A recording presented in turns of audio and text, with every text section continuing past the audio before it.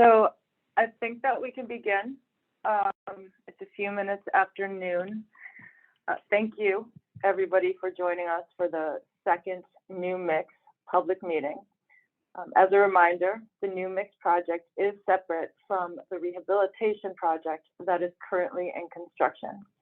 The Rehabilitation project is extending the life of the Mixed Master Interchange until about 20 to 25 years.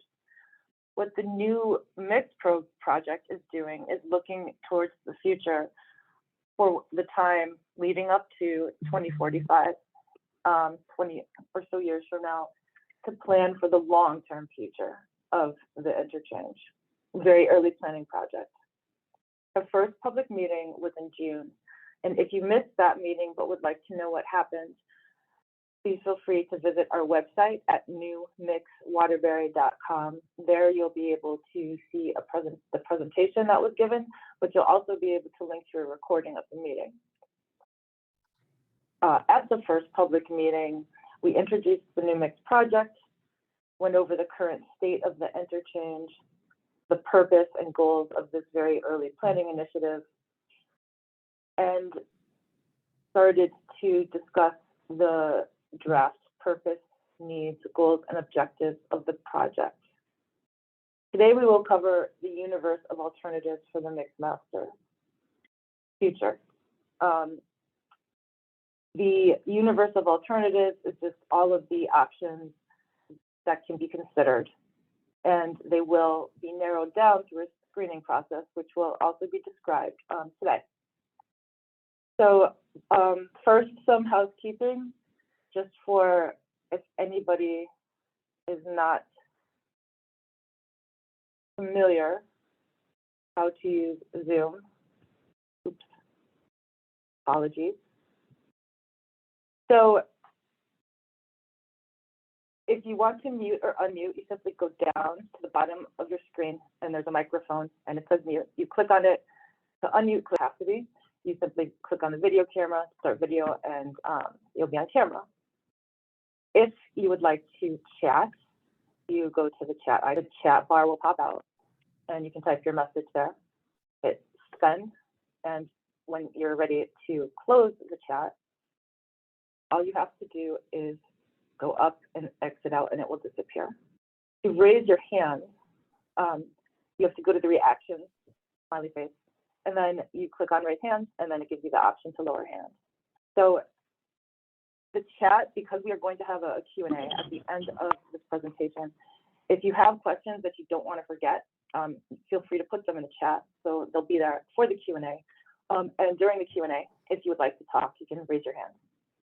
We also have real-time translation in Spanish and in Brazilian Portuguese for this meeting.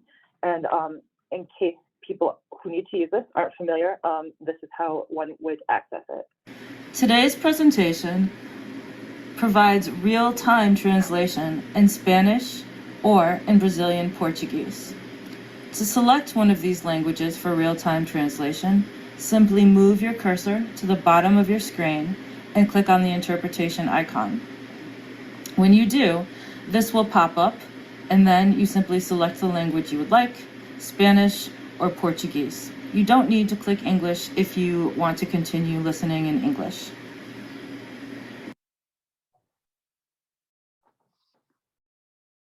So I'll just quickly breeze over this slide.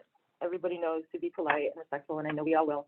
One thing I would like to note is that if there are a lot of questions at the end, in an effort to get to everybody, we would limit people to about 2 minutes for the first round, and then we would go back around. One last thing before I turn this over to Jonathan Dean, the Conduct project manager. Title 6 is a law that specifies that no person on the basis of race, color, or national origin be excluded from participation or subject to discrimination in the development of this project. If you're interested in learning more about that, there's a civil rights flyer that gives more detail on Condot's website. We have a link to it. And this presentation will be on the New Mix website, so you'll be able to link to that there. There's also a demographic survey, completely voluntary, but if you choose to take it, it asks also about how you thought the meeting went. And that can be accessed at the link there that will be posted on our website right after this meeting. So I'd like to turn it over to Jonathan Dean, CONDOT's project manager for the new mix. Thank you, Anna. My name is John Dean. As you just heard, I'm the project manager from Connecticut DOT. I'm just going to introduce our team here on the Connecticut DOT side. Mike Calabrese is the division chief of highway design. Neil Patel is the principal engineer of highway design major projects unit. Joe Belrose is our project engineer. HNTB Corporation is leading our consultant team on this study. Jake Argiro is the project manager on that side. David Schweitzer is our deputy project manager. Chris Fagan is the project engineer. Naomi Hodges is the environmental lead. And Anna Mariotti, as you've heard, is the public information specialist. So now I'm going to turn it over to Mr. Argiro. All right, thanks, John. So today we're going to be walking through a brief recap of bulk meeting number 1. We're going to talk about the universe of alternatives, what some of the screening criteria that we're going to be using for the level 1 screening. We're going to explain what level 1 screening is. We're going to talk about next steps. And most importantly, we're going to open this up for some great time for questions and comments. So go to the next slide.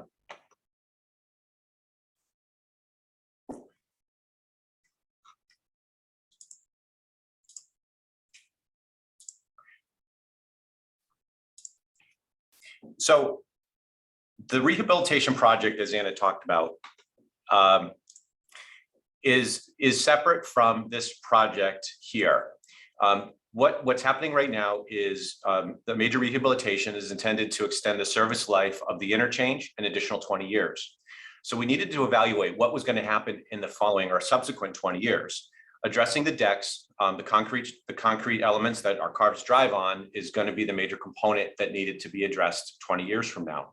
We looked at what that would entail. Replacing those decks in this constrained, narrow roadway system that we have would be very cost prohibitive due to the stacked nature of the structures, as well as the impacts to the traveling public. In order to effectively replace those decks, we were looking at major lane closures over a very long period of time, something like 16-hour days over a time period of something between 4 and 5 year period of time.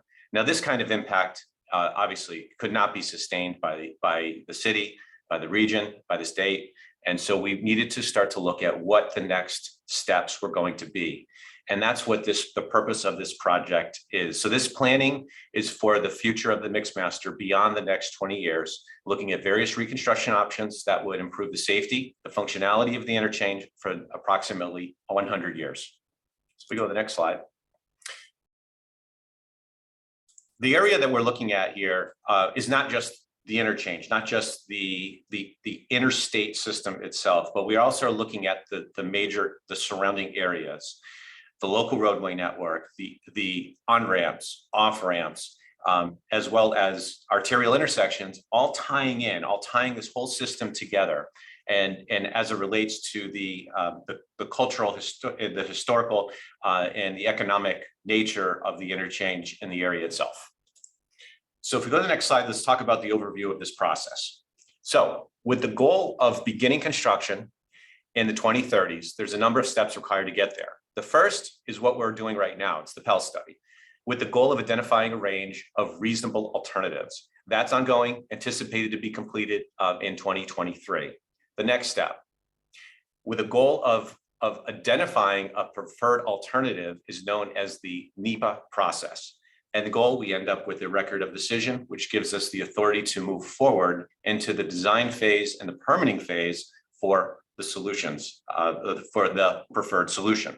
So looking at the next step over the 4 to 6 years after that, as I said, that's where we're going to be really focusing on the development of the design, as well as the permitting required to construct this, to construct the work, broken into multiple projects, with the anticipation of starting construction in the early 2030s. Let's go to the next slide, and we can talk about where we are in the Pell process. So each of the Pell steps shown here represent a lot of work, discussion, public feedback, and documentation. At the first meeting, we covered the transportation needs and deficiencies, the initial investigation. And this Pell study reported as well as the purpose and goals of the project, and that was presented in the draft purpose, needs, goals, and objectives report. And that's available for reference or review on the NewMix website. Now today, we're going to cover the universe of alternatives in the first round of screening criteria. The 3 levels of screening that will occur over the Pell study will whittle down the universe of alternatives, eventually leaving a set of alternatives that are closely aligned with the project's purpose, needs, goals, and objectives. One of the first steps in the process is the evaluation of where the deficiencies in the project are and determine the needs required to alleviate those deficiencies. As I mentioned earlier, a report was created that can be reviewed on the project website that identifies the primary deficiencies, and those are related to the structural, geometric, and operational deficiencies. Additionally, there were noted multimodal, community, and environmental context deficiencies that were identified and could be improved upon as well. Let's talk about the next slide. If we want to just toggle through the rest of those. So the goal of our study is as follows, and I'll read directly off the slide because it's important. So Connecticut DOT desires to establish a vision or master plan for the interchange that addresses and balances the regional importance of the mix master for commuter traffic and motor freight users, while also improving the multimodal services, the local connections, and livability within the city of Waterbury to enhance and support social equity and economic vitality. When we then developed vision for this study, and this is based on our findings that had previously been described, as well as the important feedback from you, as well as various stakeholders that we've been coordinating with throughout the study. So initially drafted by the project team was our purpose, needs, goals, and objectives statement. This is essentially a living statement. It's been revised based on the PAC meetings, the input, public feedback, as well as website polls. It's been refined based on agency input, and we intend to finalize this in late September.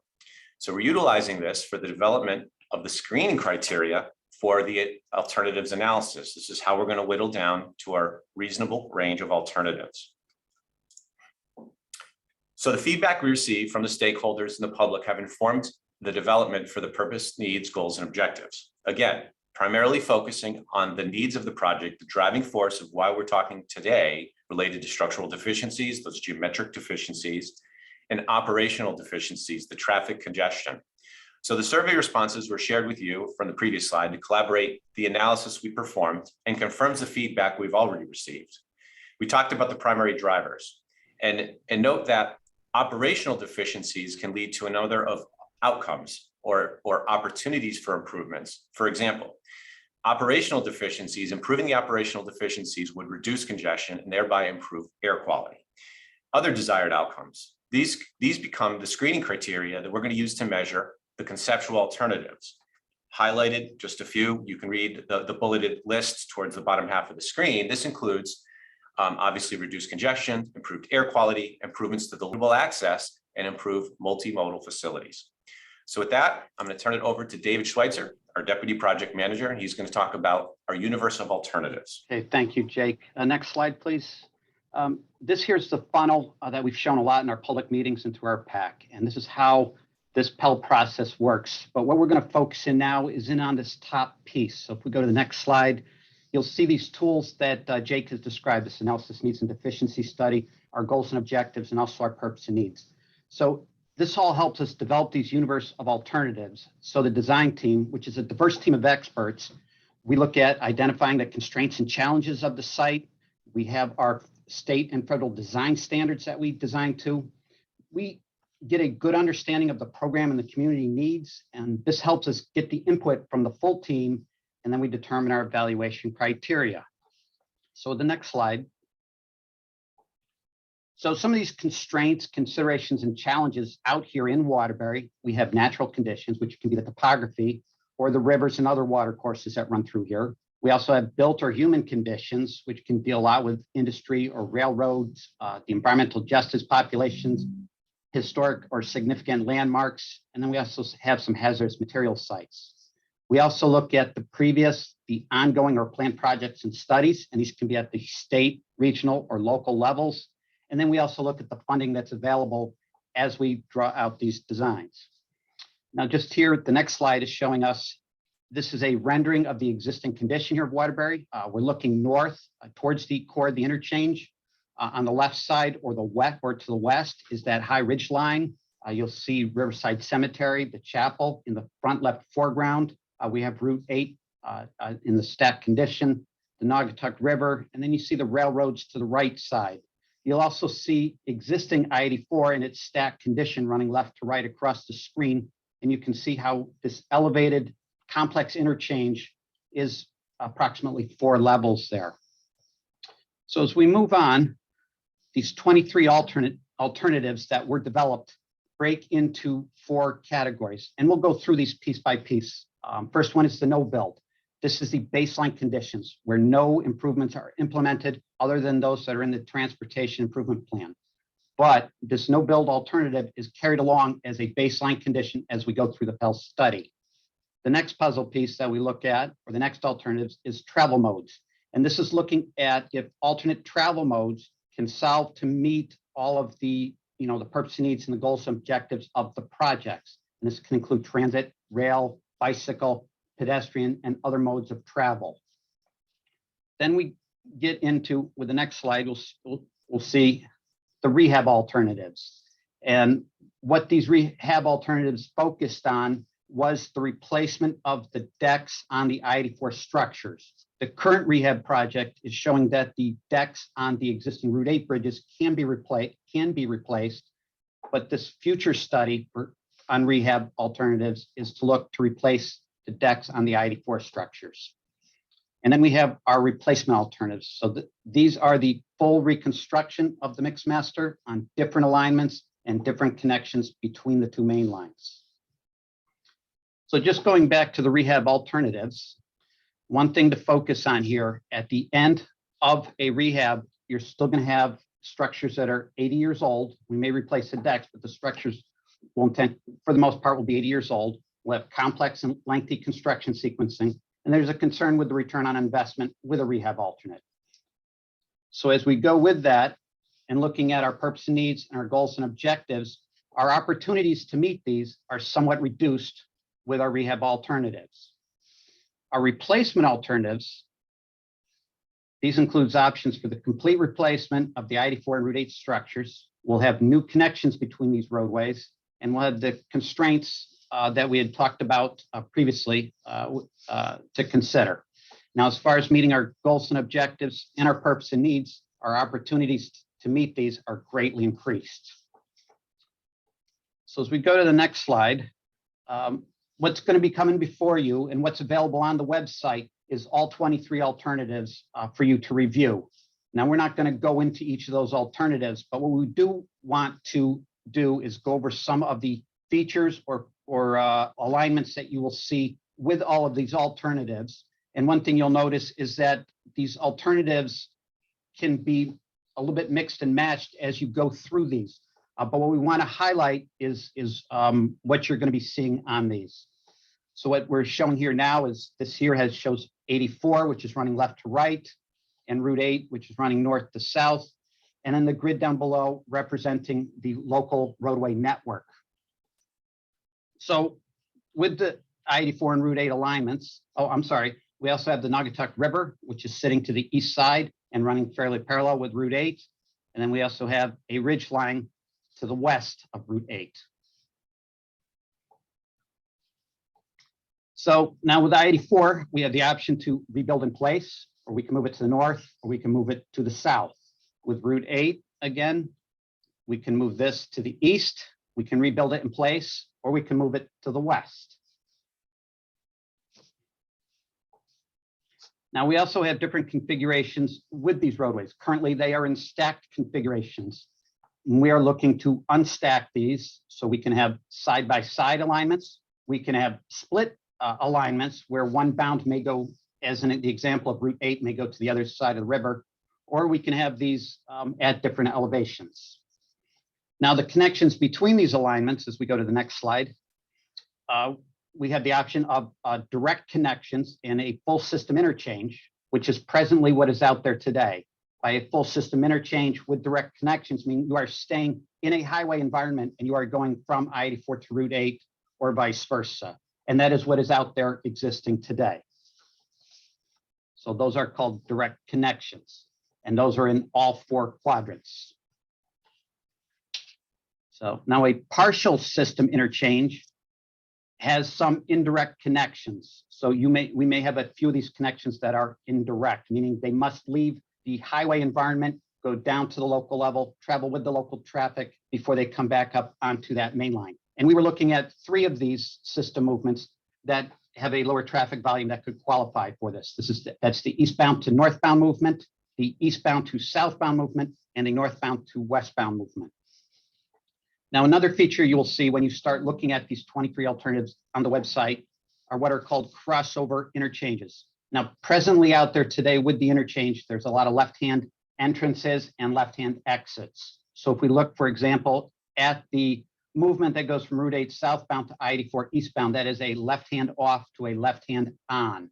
Now, with a crossover interchange, what we're specifying is that this system movement and all of these system movements will look to exit on the right side and then re-enter on the right side of the accepting roadway. In order to do this, that system movement must cross over or under the main lines. Think of like a flyover movement is a good example of a crossover movement. Another feature that you will notice with these, going to the next slide, are combined connections. This is where some of these system movements may combine into into one roadway, thereby reducing the number of merges or weaves on the other main line. This being shown there now is an example of an entering combined system movement where the Route 8 southbound and Route 8 northbound would combine into one roadway before combining with I-84 westbound. Now, we also have the option of an exiting type of combined connection movement. And if you look at like I-84, we could have both the Route 8 northbound and southbound exit on the same ramp, and then they would split further down when they're away from the 84 main line to make their connections to both northbound and southbound. And then a real important feature then is the local connectivity, which can include the service interchange, frontage road systems, and more connection within the city on the local grid. And then also looking at options for multimodal and the transit, bike and pedestrian, and then also rail considerations. So as you're looking at these 23 alternatives, a lot of these features that we just went through can be combined in a number of ways when you're looking at these alternatives. So in effect, we have a sort of a Mr. Potato Person example where things can be mixed and matched. A lot of things can be mixed and matched. Some features cannot, though. You can either have a full system interchange or a partial system interchange. You cannot have both of those. But as far as the other features, those can all be mixed and matched as we go through. Now, when you go onto the website, this is the screen that you will be greeted with, and this will begin to show these universe of alternatives. And again, they're broken out by the puzzle pieces with the no build, the travel modes, the rehab, and the replacement options. And then if there are multiple alternatives under one of these categories that is up there, those will start to display underneath that column.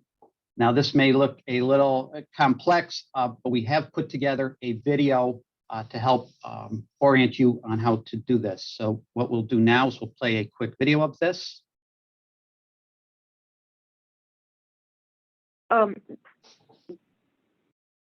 The video is not in this presentation, but it will be online shortly. Okay, thank you, Anna. All right, so with that, I'm going to turn it over to my colleague, Naomi Hodges. Thanks, David. And I know that there's been a lot of information thrown at us. I will go through our screening process, beginning with our level 1 criteria. So this is our very trusty funnel graphic on our screen right now. We'll probably be getting used to this at every single meeting. This is our Pell process. This is how we intend on whittling down that universe of alternatives into those Pell recommendations. There are 3 levels of screening, beginning with the least detail to most detail. And with each level of screening, there will be alternatives that get dismissed, from our evaluation. In the level 1 screening, our least detailed level, that is our fatal flaw evaluation. We're considering that to be engineering based, just a gut check, very high level. We have very minimal details. We basically have lines on the paper at this point in time. And what we are really trying to do is figure out if any of the alternatives that are in our universe are feasible or are completely unreasonable. And if we determine them to be fatally flawed at that level, they will be dismissed from our screening. Some of those features that David mentioned, some of them may be compatible with other alternatives. We'll call those complementary features, and the features themselves could be reused in that Mr. Potato Person type of manner, but other full alternatives will be dismissed. In our second level of screening, this is our medium detailed. This is where we have a little bit more detail to look at those community goals, our own goals here for the project. We're talking riverfront access, complete streets, connectivity, urban design opportunities, environmental considerations, and transit. That's where those goals and objectives come into consideration as we have more detail and we have a smaller set of alternatives that seem to be reasonable at this point in time. And then finally, our most detailed level is our third level. This is where direct impacts can be identified, mitigation opportunities can be identified, more details on those goals and objectives. We're looking to dismiss alternatives that are unreasonable at this point in time. Those that are determined to be unreasonable will be dismissed, as I mentioned, and will not be evaluated further as, it's unreasonable. So at the conclusion of our Pell study, we'll have a range of reasonable alternatives or Pell recommendations, and those will go into that NEPA process that Jake had mentioned earlier. So just to zoom in here a little bit further, to provide a little bit more information on the level 1 screening, as this is our immediate level that is happening now. Again, this is our fatal flawed criteria and level where we're just trying to figure out if what we have of the 23 alternatives are reasonable. And I'll go through in the next couple of slides on what exactly those criteria are. So this level 1 criteria is engineering based. We took the purpose and needs, so the deficiencies that have been identified and the potential solutions and outcomes for the project. We took those as well as the fatal flaws, so the cost and feasibility, and we used all the information that we've developed to create criteria. If we go to the next slide, we'll have some detail on what that criteria exactly is for each of these categories. So beginning with the structural criteria in the category, we are really just checking to see if the alternative either improves or replaces those deteriorating bridge structures. Right now we have the original deck structures out there on I-84. So it is really important that whatever alternative that we move forward can replace those original decks and improve those bridge structures. Next is the geometric criteria. We want to make sure that we are able to address and improve those conditions that do not meet current design standards. We've heard a lot from members of the community and ourselves driving through that area. There's substandard shoulders and narrow lanes, and those are all some geometric conditions that at the time that the Mixmaster was built were okay, but now that we've developed our standards a little bit further, we understand that it feels a little unsafe. So looking to improve those under those substandard conditions for geometric. Then we have our operational conditions. Those are our traffic conditions. What we really want to look at this very high level are if those connections can be made. For the high volume movements, so movements with a lot of vehicles using them, we really want to keep those as direct connections, uninterrupted flow of traffic. For the lower volume movements, those could be indirect connections, but again, we want to make sure that the level of service can be adequate and can serve those members of the community who are using those system connections and provide adequate capacity for our current traffic volumes and then the future traffic forecasts. So those are the structural, geometric, and operational criteria. Next, we have more of our fatal flaw criteria associated with cost. And at this point in time, we just want to make sure that financial resources can be made available for this alternative. If an alternative is determined to be just so astronomically cost, it's determined to be fatally flawed, we cannot make these, make monies available to be able to construct this alternative. And then finally, feasibility, a very important one. We want to be sure that the alternative can be constructed using proven technology and construction techniques. And with that, the most important aspect of this is that we must be able to allow traffic to operate during construction. As we have mentioned during this presentation, I-84 is a regional connector, and so is Route 8. And so we really can't just stop traffic on I-84 to build a new structure. We have to make sure that whatever gets put back, whether it is a new structure or a rehabilitated structure, minimal impacts to the traveling public occurs. So just to give a quick example of how this level of screening will be, you've seen the pass fail on the screen, and let me just explain that a little bit more. So if for each alternative, all of the alternatives will be evaluated against this criteria.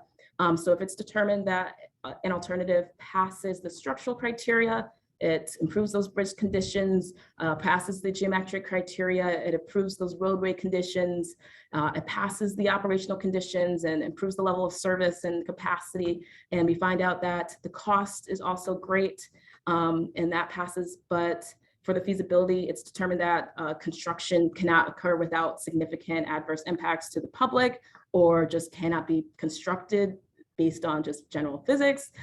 It's determined to be a failure. This is fatally flawed. This is the fatal flaw level. So if any of the criteria is determined to, if any of the alternatives are determined to not be able to pass this first level of screening, we would consider this as a failure to satisfy our preliminary purpose and need statement, or that it has a fatal flaw, and it will be failed and dismissed from this level of screening. And again, dismissing these alternatives, it's determined that anything that gets dismissed at this initial level is unreasonable or fatally flawed and will not come back into our review.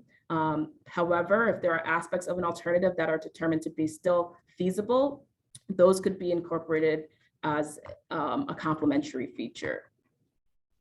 And again, just to give a high level understanding of the Pell process, there will be 2 additional levels after this first initial screening. Even though we're at this first least detailed, there'll be 2 additional levels where we will have more information on those goals and objectives and the aspects that the community is interested in, as well as just general more information as well. And with that, I'll hand it over to Anna to give some more information on our next steps. So we're going to enter into a question and answer session shortly, but I wanted to specify that this is not the only opportunity you'll have to give feedback on today's material. Of course, the feedback we get during the Q&A will count, but anytime, 24/7, anybody can go on our website and ask a question or leave a comment. So that's just a function of the website. Right now, there's also a public survey running on the website. You can access it from newmixwaterbury.com. We do ask that comments on the material covered today are submitted by September 30th so that we can combine everything together, look at things, and move to the next step. So again, the Q&A session we're about to have is not the only opportunity you'll have. You can go on our website anytime. You can take a survey. The Contact Us tab on the website is where you would access 2 things. Signing up for email updates, and that will send you project news via email, notice of public meetings in the future, and also the form to ask questions or leave comments. We anticipate for the next couple meetings, we anticipate the 3rd public meeting to occur around November, December of this year, anticipated via Zoom, but of course that can change. At that meeting, we will present the level 1 screening results. That is the result of the screening criteria that Naomi just discussed. And then we will present the level 2 evaluation criteria, which includes considerations such as urban design, community considerations, and of course, part of that meeting will be getting public input, answering questions. The 4th public meeting is anticipated to be in February, March of 2023, also virtual by Zoom, but that can change. And at that meeting, we will present the level 2 screening results and then present the level 3 screening criteria, followed by Q&A and feedback from the public. I know this has been repeated many times, but the website is a great place to learn more, to ask questions that will be answered, leave comments, sign up for email updates, and take a survey. So I'd like to hand it back over to John Dean, PennDOT's project manager for New Mix, to facilitate the question and comment session. Great, thank you, Anna. And just to add to some of the next steps that we're looking at, aside from these public meetings that we're holding, we will be out in the community hosting some or attending some events, and we'll have tables out at some of these fall fests in Watertown and Waterbury, as well as some kind of pop-up events at local libraries and some of the colleges there, just to really make sure we're reaching everybody where they are. We're not just doing these virtual events, but we appreciate you joining us here today. So if you have any questions or comments, please feel free to raise your hand or put something in the chat. I see the Town of Prospect Mayor. Please go ahead. The floor is yours. All right, thank you. Mine is concerned with traffic. When this particular phase is done that we're working on now, and the phase that you're planning for, is overweight, overlength, overweight vehicles going to be allowed on 84 and not sending them all through Prospect like the last 20 years or so, and kind of bottles us up. We've had everything from tanks, railroad cars, jet fighters all going through town on tractor trailers being led by vehicles with yellow lights. Do you see a change in that? David, correct me if I'm wrong. I have one more question. Oh, sure. Sorry. I'll have one question after that. Okay. David, can you speak to the rehab job? Yeah, certainly. The current rehab job, there's a steel strengthening program that has gone on with that, and load ratings were completed. So 84 will be taking all of those loads that you're talking about. So they will remain on Interstate 84. Well, I've been in this chair for 45 years, and I don't think I'll be here another 30 when this starts. So this question would be for the person who'll be in this chair in 30 years. When 84 was rebuilt on the east end of Waterbury, the town of Prospect was virtually paralyzed for 3 years because all the traffic was jumping off and going through Route 68 and 69, inhibiting our firefighters from getting to the firehouse to pick up apparatus and people to do their normal shopping because all the 84 traffic was going through Prospect and nobody's letting anybody in and out of side roads and or businesses. Do you see any traffic problems in Prospect when you're redoing this in 30 years? I know it's a long ways out and we've grown a lot since the 60s when this was originally built, but do you have any visions on that? Sure. And yeah, so that's definitely one of the big challenges that we're trying to address as we look to potentially replace the mix master.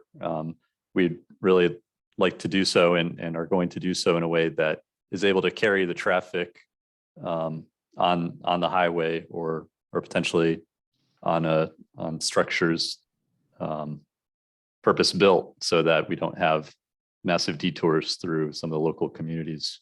So that's definitely something we're trying to avoid.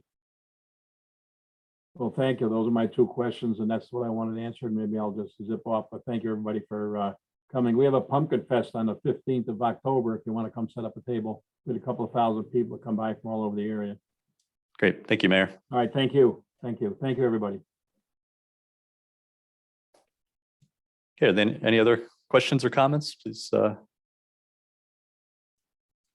feel free. And just to reiterate, we have here various options of if there's something you think of as soon as the meeting ends or anytime thereafter, we have our website where we can take comments. We've got a dedicated email here, the newmixwaterbury@gmail.com. So this isn't the one and only chance here to make your voice heard.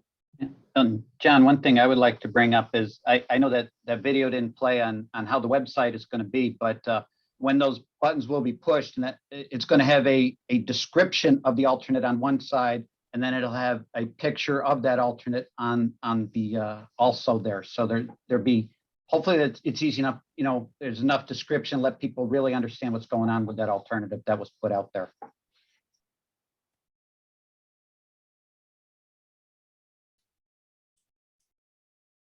Hi, this is Kevin Ellis from NVCog. I have one question regarding your modeling, I guess, related to VMT.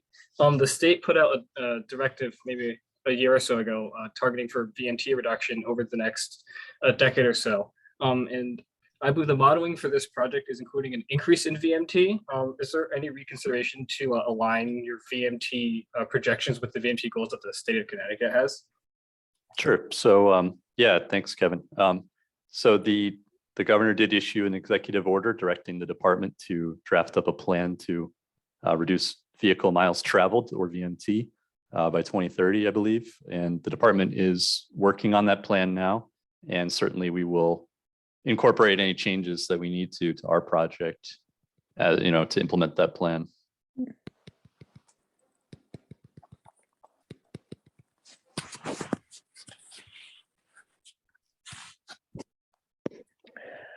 Hi, I have a question. So my question is, with the tunnel alternative, is there a possibility that if CTDOT and you all decide to go ahead with that alternative, is there a possibility that if there is an increased cost with the tunnel alternative, basically, is there a feasibility of using tolls to offset the project costs? Yeah, thank you for that question. So currently that's not being considered, but that's something that could be looked at in the future.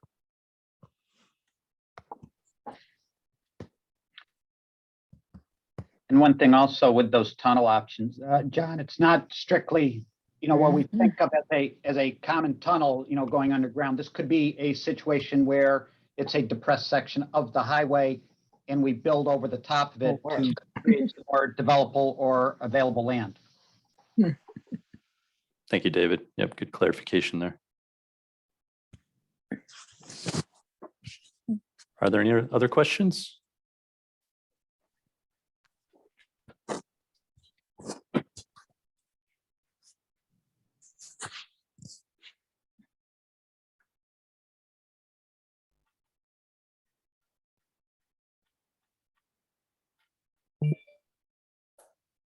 So I just wanted to, this is Neil Patel with the DOT. I just wanted to add in, I know John had mentioned the fact that we're going out into the community, some of the pop-up events, and we're going to try to get the word out. At the same time, we're going to continue meeting. We have a project advisory committee that we meet with regularly that represent community members, some of the agencies, the city, I believe the hospital is on that committee. So we continually meet with them and walk them through the process also. So I just wanted to make note of that. Thanks, Neil.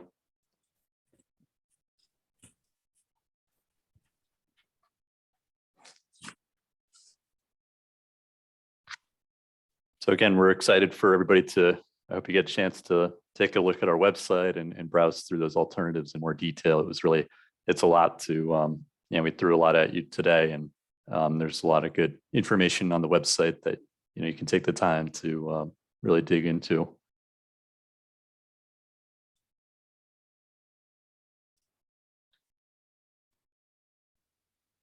One last call for questions or comments.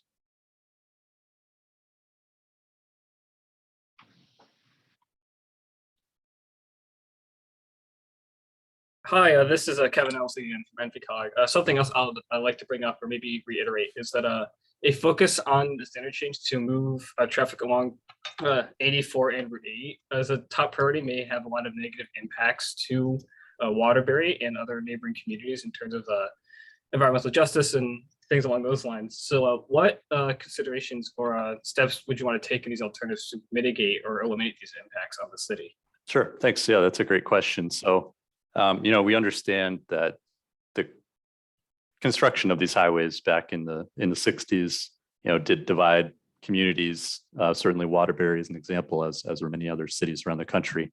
And, that's something that we're excited to get into in further stages of the study. Is we have urban planners that are involved with the study, so that this first kind of look at trimming down the universe of alternatives, as we're calling it, is as you can see, it's very focused on some of the engineering and it's really, as Naomi called it, a gut check to see if some of these alternatives can work. And so once we're able to narrow these down a little bit in the next level of screening, level 2, level 3, we'll be incorporating some of these urban design strategies to try to reconnect the neighborhoods and improve not just traffic for vehicles, but travel for other modes of transportation as well. So there are lots of opportunities. You all have the train station here in Waterbury. You've got buses that are well used, and so there's a lot of opportunities here where we can start to get into that urban planning side of things. So please do stay tuned for that. Okay, thank you. And these were team members that were added. I mean, they were part of this process right from the beginning. So, I mean, the availability of the space and the urban, and the urban design concepts and the environmental aspects were all taken into account as these designs were being laid out by this diverse team that put together these alternatives. So it's not an afterthought. It's something that started right from the beginning as we started this.